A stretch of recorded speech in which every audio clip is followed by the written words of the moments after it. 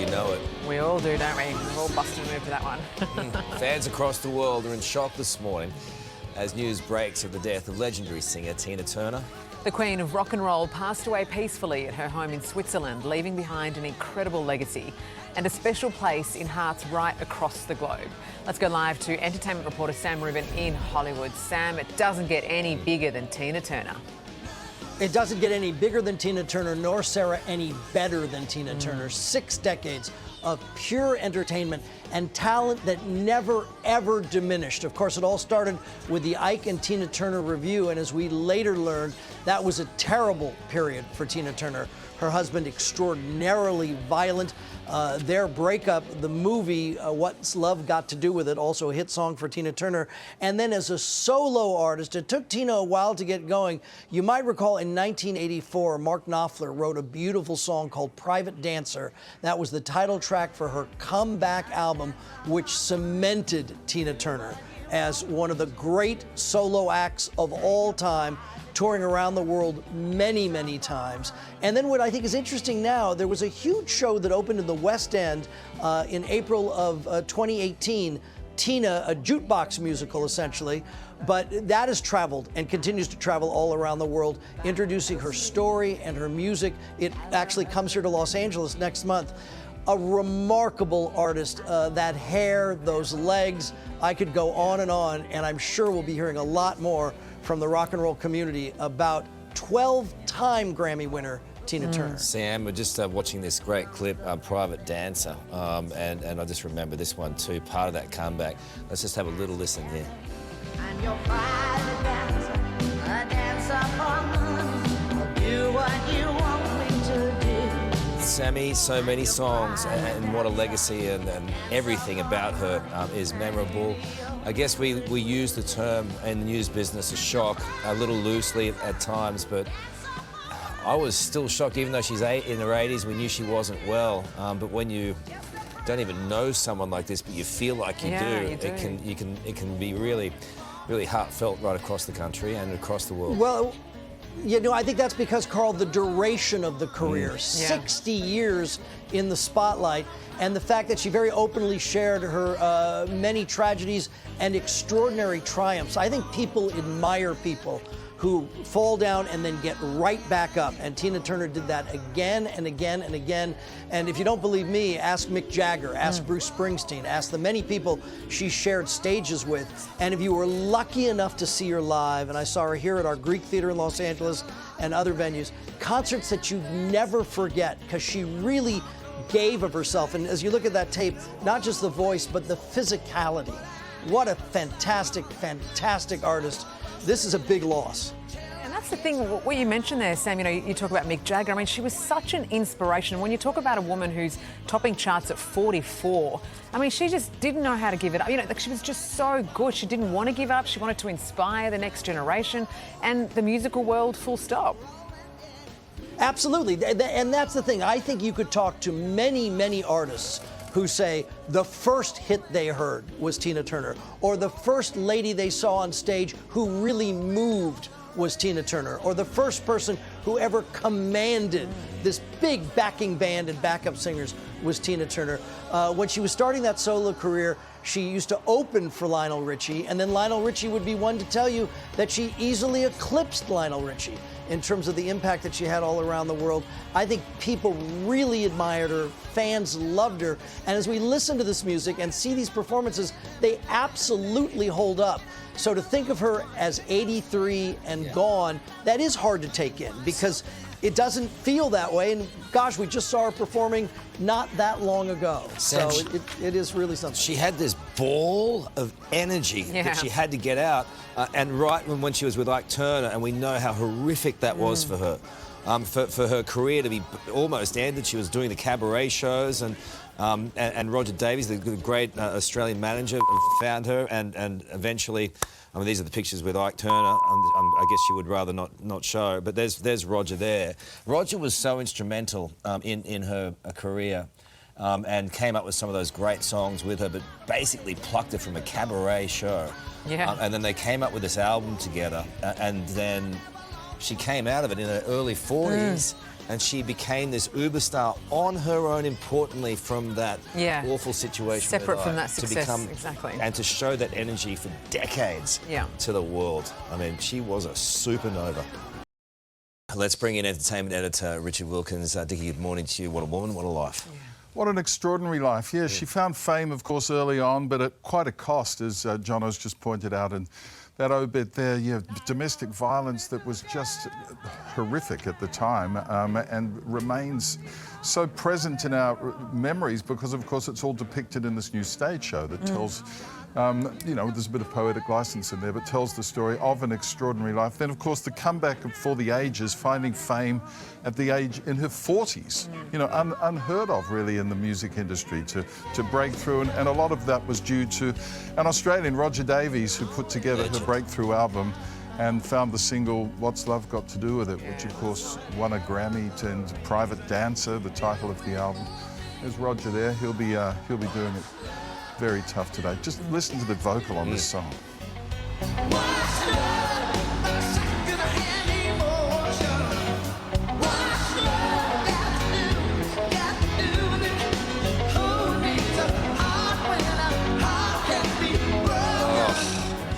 You know, on stage, she was just riveting. Mick Jagger's quite openly said that those moves like Jagger, he nicked many of came from her. Tina Turner. Yeah, I mean, she was just... I saw her on stage a bunch of times. She played a lot in Australia, didn't she? When the Grand Prix was in Adelaide and all that, and toured here, and of course made the Mad Max movie here, and famously became the face and the voice of rugby league at a time when they were looking to broaden it out and make it more women-friendly, you know, the game. Masterstroke, really, wasn't it? It was fantastic, yeah. Dickie, I just, you know, I can't, you know, I just fathom how good she was on stage and the power and energy that came from within her that shone through in whatever she did. This Roger story about this song. Yeah. If you can share it with our audience. Well, before this song, she'd done a song, What You Get Is What You See, and they'd used it, what's what you see? Yeah. Let Tina do it rather than us. But they used that for the rugby league. Roger was in the studio in Los Angeles and said to Ken Utherson and John Quayle, you guys should get over here and have a listen to this song we're recording right at the moment. It's called The Best, and I reckon you might just want to use that for your rugby league campaign. So I think famously they signed that deal on the back of a beer coaster or something. A cigarette. But of course, all great deals are done. Or a packet of Winnies or something. And also at that grand final, the only game she ever saw, in which the Broncos won. Let's remind everyone, shall we, you introduced her that particular day. And check this out at home, everyone. I don't know if you can see this. Look at this. I mean, it was a hair off. Yeah, it was, wasn't it? Who's got the better hair? She was always so lovely to me. What was she like? They said to me, they said, look, after she's sung, we want you to go out there and just ask her a couple of questions. Have a bit of a chat for a minute or two. We want to get some vision of her for the next season's campaign, blah, blah, blah. So this is here. I remember it clearly. And I said, look, you're going to have to check that with Roger. And they said, yeah, we're talking to Roger, no problem. But as soon as she's finished, get out there and have a bit of a chat to her and do that. And which I did, and came back off, and they said, that was great, we got all this terrific... I said, she wasn't that friendly to me out there. Did you check with Roger? And they said, yeah, he said no. Oh, Dickie. Just send him out anyway. Oh, that's frosty. Lamb to the slaughter. Anyway. But she was such a lovely lady. All right. Still very gracious. And Dickie's counting down some of the best hits and biggest influences in her stellar career in the next little bit too. Thank you, Dickie. All right, well, let's go live now to US correspondent Lauren Tomasi, who is at the music icon star on Hollywood's Walk of Fame. Lauren, fans are turning up with their hearts just broken. Yeah, a lot of heartbreak here this morning, Sarah, such as the impact that Tina Turner had on music and on the world. I want to show you some of the tributes that people have been bringing here to Tina Turner's Hollywood star on the Walk of Fame. Flowers, one note there saying, Tina Turner, love you. And this garland just brought in by the Hollywood Chamber of Commerce just a few minutes ago. Fans, such a stream of them coming in here to pay tribute. One gentleman told me he came with a record of Tina Turner's in hand, that his favourite song was The Best because Tina Turner was simply the best. Well, she's an absolute legend. The music is amazing. Her life was so tough, and through all of that life, she just showed that she could triumph. She's a strong woman, independent woman, an example to many of us, I think.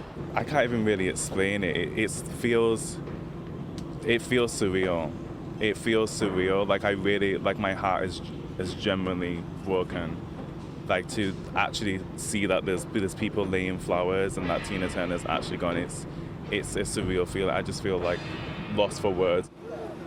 A lot of beautiful memories involving Tina Turner today, and this location of her Hollywood star is quite significant. This building just here is Capitol Records, the Tina Turner's record label. Together they sold close to 200 million records together, but such a stream of fans coming here today. She made such an impact on so many people. When you think of her songs, it's not what hits, but which hit was your favourite. Yeah, that's right. Yeah, so many. It's going to get very big down there, Lauren. Thank you so much for that, and more reactions coming up a little bit later. Welcome back to the program. All in a little shock this morning, aren't we, at the loss of music legend Tina Turner, the queen of rock and roll, passing away at the age of 83. From across the globe to Aussie school dancers. Did you do the nut push? Tina Turner had been part of our lives for so long, and I think we're all going to miss her a lot. Joining us to discuss is Northern Territory Senator Mullindiri McCarthy and editor of Stella, Sarah Lamarque. Nice to see you, ladies. Good morning. All right, Mullindiri, to you first up. Take me back. Do you remember the first time Tina Turner came into your life? Absolutely. I kind of feel like we've always been dancing with Tina Turner, and even this morning, you know, just listening, what a way to just get up and out of bed. I mean, it's a sad news, but, you know, she was just an extraordinary woman and an amazing singer, and what a voice, and just her inspiration to women across the globe in particular, but just to rock and roll. And we were just discussing then, Sarah, just to try and navigate her way through the trauma of domestic violence. To have been able to elevate herself, somehow dig inside herself to come out the other side. I think that's what's so powerful about her story, because she was the ultimate triumph over adversity. As you say, Carl, she navigated and emerged and extracted herself from an abusive relationship at a time when that was even more difficult than it is now. As Mullindiri's talked about, she emerged from poverty, she experienced systemic racism throughout her life. And what I love about the Tina Turner story as well is that this is a woman who achieved her most powerful and commercial success in her 40s, at a time when people were saying, this woman's washed up, she's a has-been. I mean, pop, it's a young person's game. And all the songs that, you know, we're playing here, that you can hear simply The Best Private Dancer, they all came in her 40s and 50s and 60s. Phenomenal. Mullindiri, that is going to be a massive legacy, and it's only going to grow. I know that in the coming days, weeks and months. Her legend is only going to grow. It's just spectacular, the power, the emotion, the raw energy she had on stage. What was your favourite song? Oh, and so lovable, Carl. I mean, everybody loved her. You know, it's how could you not? And of course, her visits to Australia. You know, when she was in the Mad Max movie, and of course, you know, good old rugby league. I mean, of course, my favourite has to be among so many favourites. Simply the best. All right, let's have a listen.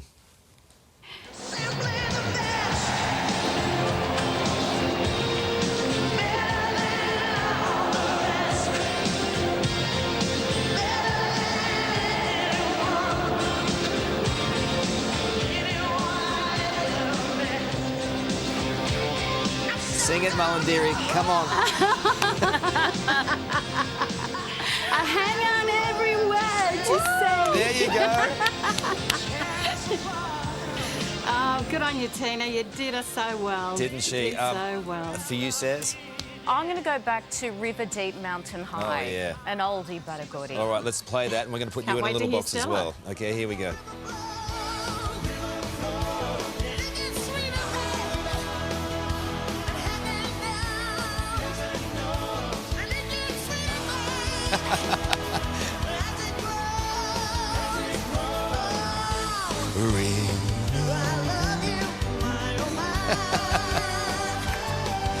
Can't do justice to Tina. Gotta let the woman No, it's a sing. brave woman who takes it on, but we love it. That's going to be part of this remembering of her. Mullindiri, I did have to ask you about one thing, and I just want to, you know, from the news point of view, in the Senate yesterday, I was thinking while I watched you go toe-to-toe with Lydia, I was thinking, what's love got to do with it? Are you protecting the police? No, I'm telling you It's got nothing that we to do also with have that. First Nations police who are doing their best It's still police. to improve the situation Police are police. across the Doesn't Northern matter what Territory. colour you are. Northern How Territory dare you? police. Out of Rubbishing black all money. these people, When our children are rubbishing all the struggling on the staff, ground. rubbishing everyone. All right, so much passion there. That's what I like to see from our politicians. What does love have to do with it? Well, we both certainly need to listen to Tina Turner today, and we both withdrew, Carl, from our comments. And Estimates is an incredibly intense time, and there was certainly a lot of passion there. But I have no doubt we can move on. All right, well, I love it. I loved seeing that passion, and I know you withdrew the comments, but don't worry about it. And at the end of the day, as Tina would say, what's love got to do with it? So let's play out with that. Let's go. What's love got to do with it? What's love but a second-hand emotion? What's love got to do with it? Hey there, Today fans. Sarah and... What's my name again? Oh my God, Carl. Hey, thanks for watching our YouTube channel, though. Subscribe now for more news, special reports, and amazing Aussie stories. And Carl misbehaving, Whoa, of course. that never happens. Always happens. What's she talking about?